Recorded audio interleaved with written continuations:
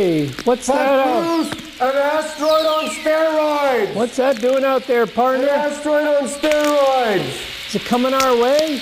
Wonder where it's heading. I guess we'll find out. Yes, you will find out. This is Mr. Universe speaking, and I want to let you know that that asteroid on steroids is heading right towards the International Space Station Earth. And this is happening because the nature shield around the International Space Station Earth has weakened to the point where it is actually attracting this asteroid on steroids. Hey, Mr. Universe, that's really bad news. Is there anything that Space Cowboy and I can do to stop this asteroid on steroids from hitting the International Space Station Earth? Yes, there is. You can create a television show called The Endeavors of Space Cowboy and beam kids aboard your show, aboard a nature throne I am about to supply to you from the land of ancient Egypt. And the more kids you beam aboard your show with this nature throne, the stronger will become the nature shield around the International Space Station Earth. And very soon, not even an asteroid on steroids will be able to get through the nature shield. And now, I'd like to give you a glimpse of the future and show you what I would like the Endeavors of Space Cowboy TV show to look like in the studio.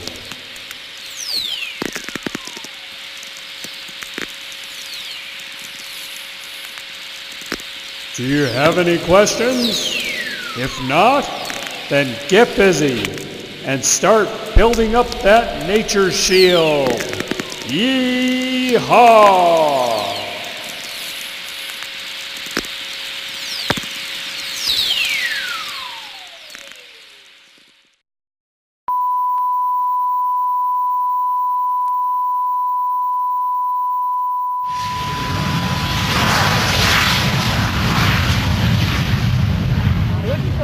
I come from Santa Barbara, California.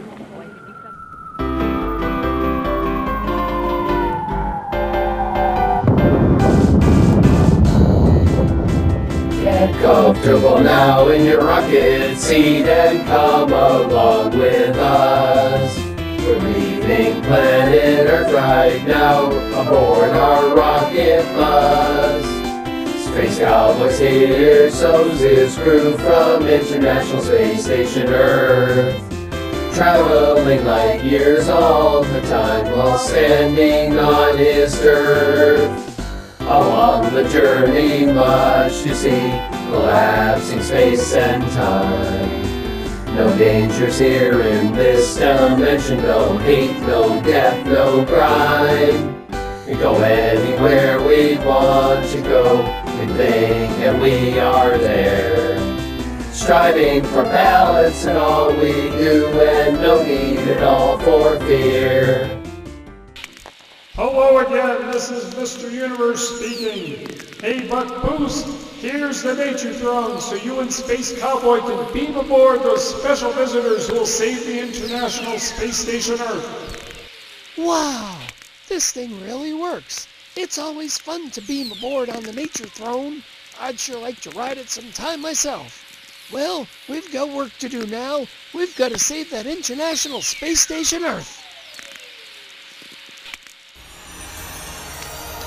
And now I'd like to introduce a couple of more space cowgirls on the range today. How fortunate we are to have these space cowgirls. And we have Juana and Monica. Juana, could you tell us how old you are and where you live? I'm 9 years old and I live in Lompoc. Excellent. And Monica, how about yourself? I'm also 9 years old and I live in Lompoc. Excellent. Do you go to the same school? Yes. Which school do you go to? Hapgood. Oh, I heard that's an excellent school, and I heard you have excellent teachers. And you know what? I just want to thank you in advance for wanting to go to school. That is so important. And what are your hobbies, Juana? What do you like to do? to run, walk, and jump rope. Running, walking, and jump rope. What a great way to stay fit in this world. And it doesn't ever get boring, does it? Because we just walk into different areas and we can jump rope. That doesn't get boring either. Can you do a lot of jump? How many jumps can you do? Yeah, about like 6. 6. Excellent. And so where do you walk, Rana? My house. You walk at your house. Do you walk in the hills yet or anything like that? Yes. That you have to be careful out in the hills. You like to do that also? You play in the park and you're with your friends? That's incredible. And you know, when we're going to the park with our friends, what a great thing. I mean, friends are excellent and the park is excellent as well. What do you see when you go to the park? People walking and dogs. Excellent, excellent. People walking their dogs, and dogs are so much fun, aren't they? I love dogs. Space Cowboy has dogs. Actually, we have 3 space dogs that go to our center, you know, for our Space Endeavor Camp and all of our different educational outreach programs. We have those dogs, and they make it so much better for us. Isn't it fun to have dogs? Yes. Well, with that, I guess you're going to do a presentation or a demonstration for us, right? You're going to do an experiment for us. Yes. All right, well, let me get out of your way and just let's get going with this. That's excellent. Thank you. Our demonstration is about baking powder in action. If you don't put no baking powder inside the cake, it will be flat. If you put baking powder inside the cake, it will start to rise up. These are the rising bubbles and they start to rise up. The cake rises up because of the gas given up by the baking powder. Okay, what we need to do this is a pitcher with water, a bowl, a skinny jar, some food coloring, some baking powder, and Kleenex. Okay, what first we're gonna do here is take out a Kleenex. And you need to put 3 teaspoons of baking powder. 1, 2,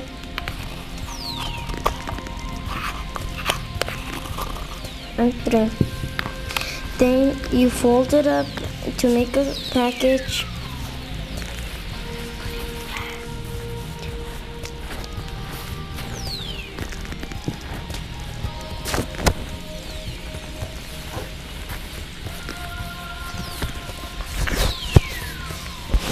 Now you have to pour some water into the food coloring.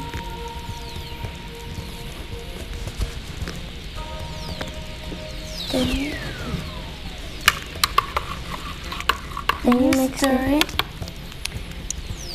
Then you have to put some water into the jar, skinny jar, and a little bit into the bowl. Then you have to put, now here comes the hard part.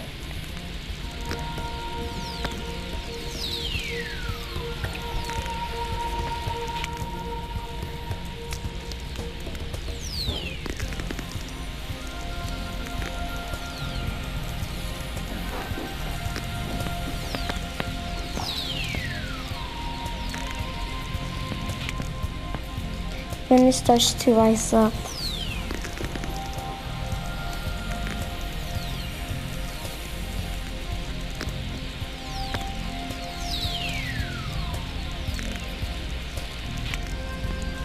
Then the bubbles are gonna start to rise up the jar, and the amount of water is gonna get lower.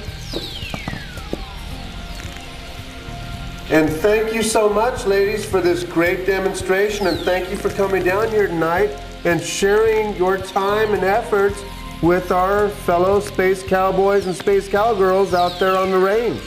Thank you so much. My hat's off to you, ladies. Yeehaw. Okay, folks, what we are now gonna do is we are gonna take this garbage right here and we are gonna convert it into gold. So we're taking garbage and we're gonna convert it into gold. And it's so simple. What we do is we just walk along. Oh, it's a little bit far.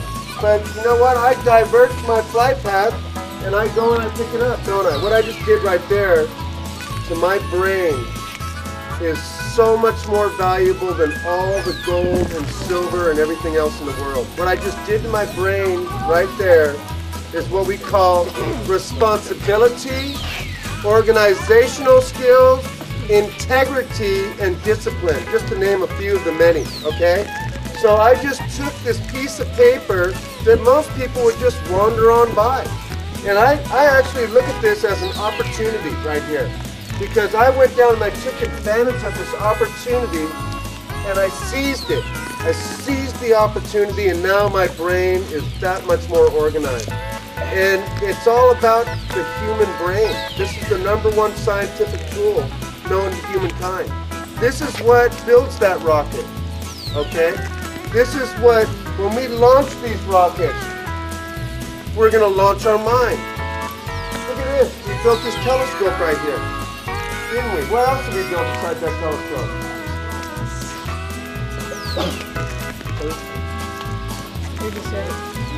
Our mind. That's exactly right. We built our brains. That's what we're doing here. We're building our brains and a simple piece of trash.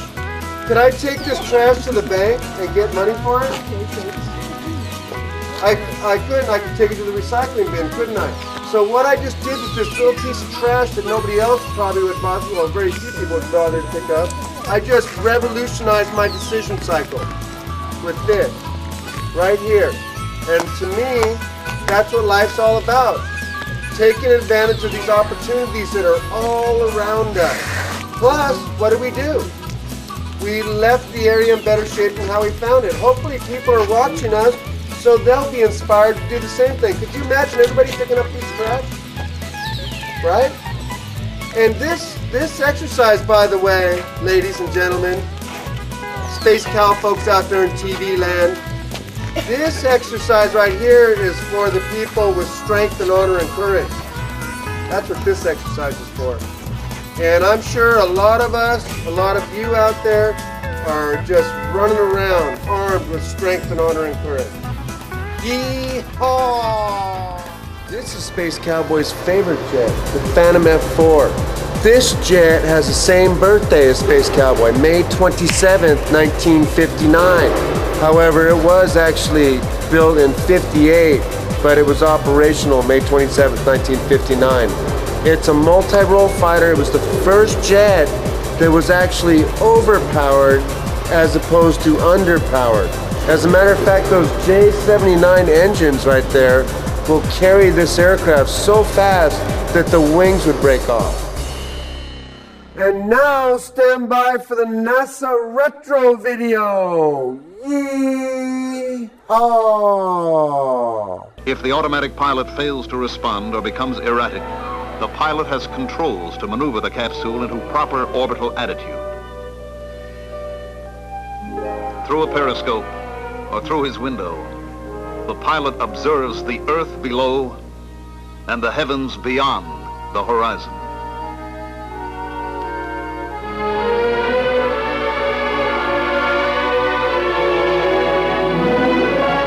Near the end of the third orbit, when the capsule is several hundred miles west off the coast of California, the signal for re-entry is given. Retro rockets fire, causing the capsule to leave its orbital path. Now man and capsule fall, and meteor-like plunge toward the Earth. Plunging through the atmosphere, the heat shield glows white hot. The blunt end must be pointed in the line of fall. Below, patrol aircraft sweep the re-entry area with radar.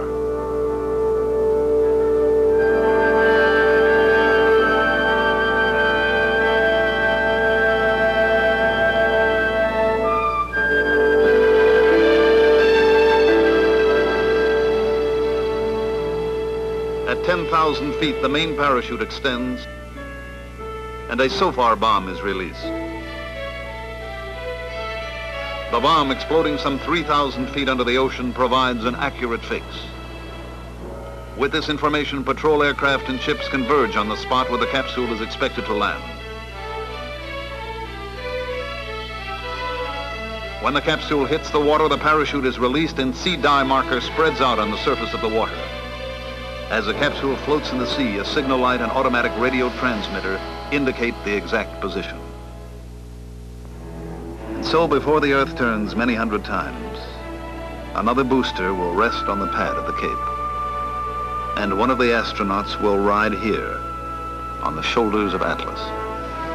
This unmanned Atlas booster and capsule proved in the flight test experiment named Big Joe that this vehicle could perform the mission.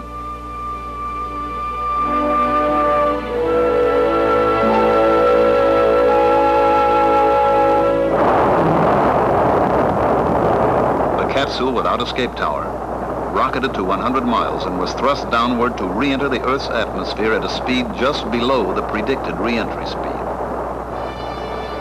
The capsule was recovered in the Atlantic Ocean. The tests will continue. The experiments and training will go on to put man into orbit. These are the astronauts. United States Project Mercury.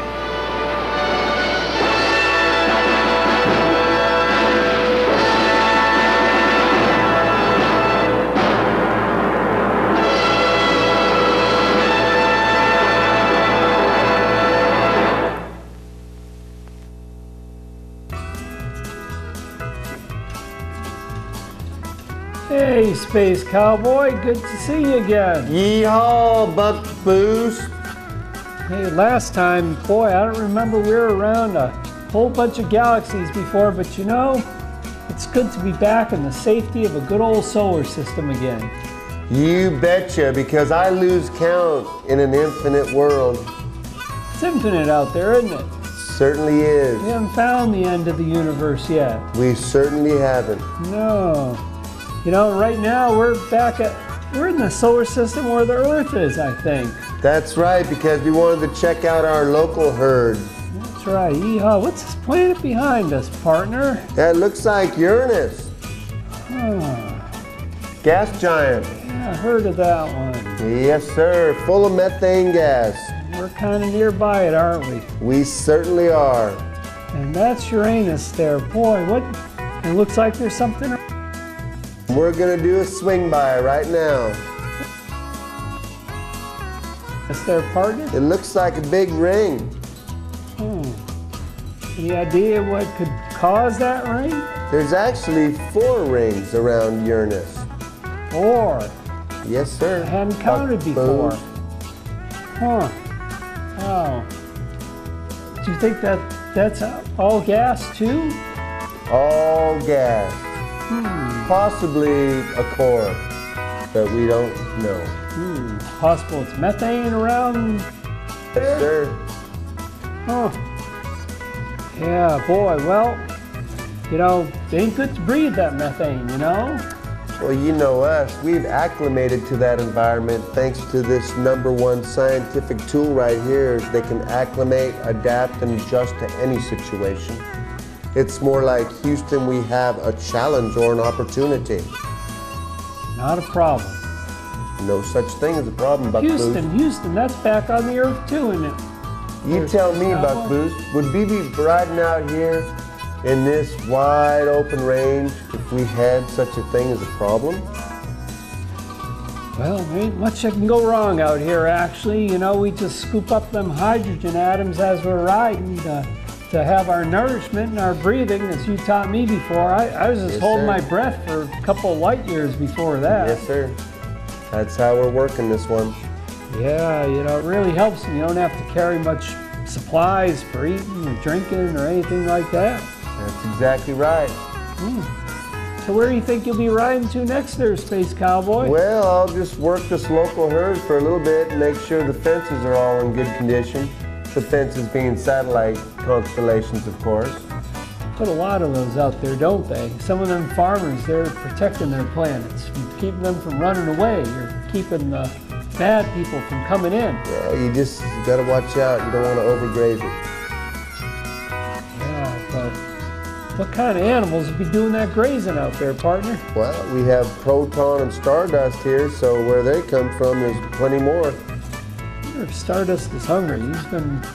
Must be. Well, I don't know if he knows that trick yet about eating, the hydrogen atoms there, partner.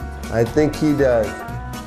Huh. I think these horses anyway, are pretty smart. It's kind of like part of their upbringing or something like that. Yep. We introduced a little bit of mule in there. Yeah, and I think we were mentioning on one ride there, it's impossible to fall off of these horses there, too, there, partner. We're just falling down, falling all around. Everywhere, up is down, down is up, left is left and right, and in any direction there. It's all what you want to pick, The only thing we leave behind is our vapor trails. And like that methane gas there, all around there. Hopefully, I don't know, it might be asteroids around, hard to tell. And those asteroids, especially the ones on steroids, like the one we saw that one time, gotta look out for those babies. They'll pack a doozy. Yeah, gotta stay out of the way of those. Guys, hope none are heading our way. Well, we can change direction pretty quick. Sometimes. But, that's how them planets, a lot of them are formed. Asteroids and volcanoes. Yep. Yeehaw. Yeehaw, partner. Well, be seeing you on another ride. Yes, sir. Hopefully, Buck Booth.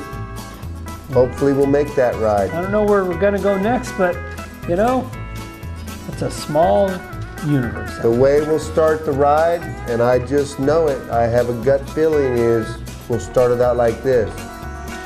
Thank you, thank you, thank you. Beyond the stars.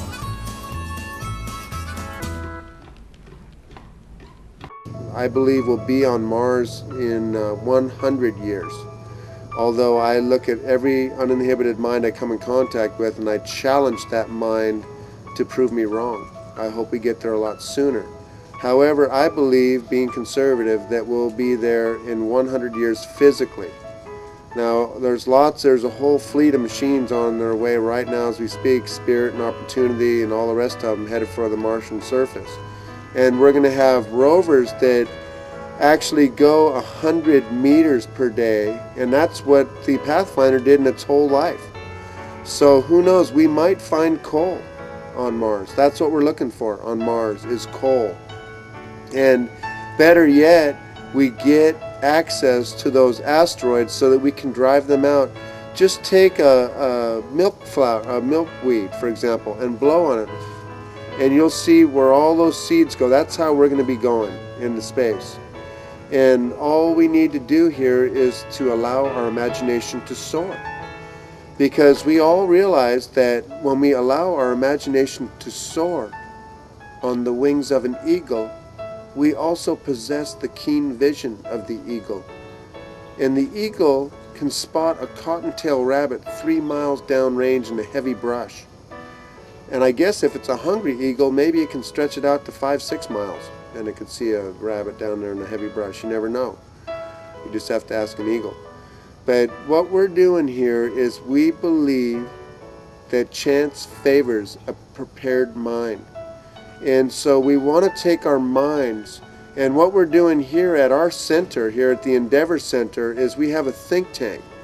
And this think tank allows our imagination to soar. Realizing that when we allow our imagination to soar, we think out of the box. And this is an area where we really need to work, because when we have minds that are not distracted, where there's no borders or blinders, this is how we figure out how to do things. And the only way that we're going to get off this planet and into the star systems is by thinking out of the box, by reaching beyond the stars. And we believe here at this center that when you allow your imagination to soar beyond the stars, what lies beyond the stars is our fertile creative imagination. There's a lot of ways you can fill in that blank. But that's our main belief, is that what lies beyond the stars is our fertile creative imagination. So our brain, let's look at it this way. It's like the universe. It just goes on and on and on. And why not develop the brain? Why not develop it by listening to our parents, doing our homework, and making our bed daily? I had a child ask me the other day, well, what happens if I don't make my bed? And I answered back, well, there's a lost opportunity. And hopefully... Hey, this is Buck Boost here again. Sure looks like our special guests enjoyed being on the Endeavors Space Cowboy show today. And if you'd like to be on future shows, give old Space Cowboy a call at the Endeavor Center. Area code 805-734-1747. Figure out your special mission as we reach beyond the stars. Imagination will take you there as your vision soars with ours. Many dimensions travel today, our journey goes on forever. Horizons joined across the miles, imagination is our tether. Space Cowboy's been there long before, he lives beyond the stars. Breakfast on Pluto, lunch on Mars, no distance is too far.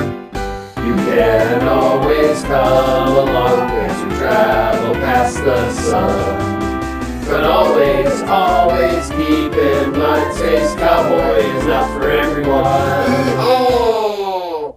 We are Americans and we are responsible. Yeehaw! Yeehaw! Right.